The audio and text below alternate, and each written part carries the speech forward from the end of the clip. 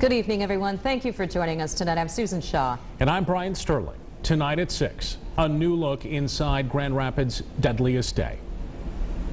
There's really no good explanation for why he did what he did, but it was Danztler and Danztler alone who was responsible for all these crimes. When you see the number of shots that were taken at our officers, the fact that they continue to pursue,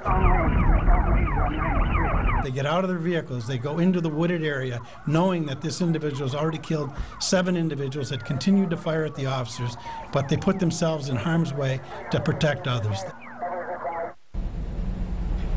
That day, July 7th of this year, is a day that we all went through together as a community, and it was one of the most challenging days Grand Rapids police will ever face. Today, the Kent County prosecutor told us that officers were justified with the actions they took to try to stop Danztler. 24-Hour News 8's Joe LaFerge is live in Grand Rapids with a look at how challenging that day was for police. Joe?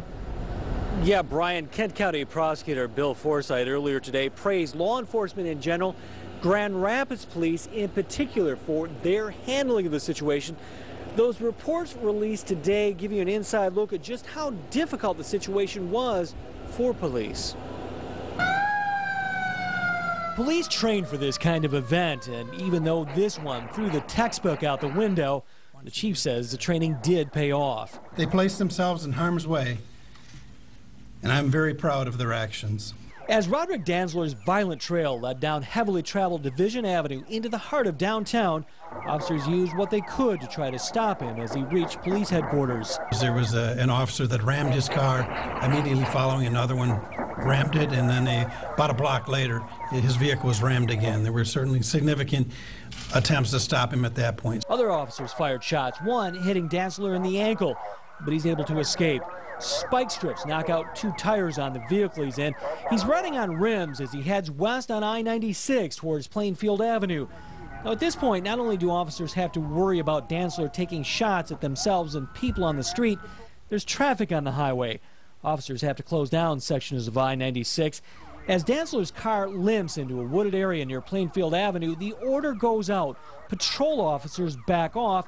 Only special response team officers, Grand Rapids' version of a SWAT team, are to make the arrest they hope is imminent. Chief Belk says SRTs were in the best position and were best equipped to handle what they knew would be a high-risk arrest. Still, Prosecutor Forsythe says the wooded area Danztler drove into was dark and dangerous. And to get out of your car knowing that he had shot all these people and had been shooting at officers as he was fleeing, not knowing where he is with what turned out to be a 9mm with a 30-shot magazine in it. Just say that's bravery personified. But Danztler manages to once again elude arrest, firing off rounds as he busts into a nearby home holding 2 hostages.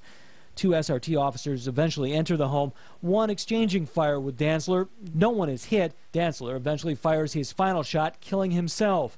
Forsythe says the community owes police a debt of gratitude. I think it's pretty clear that but for their extraordinary efforts, that additional victims could have lost their lives during his rampage on July 7th.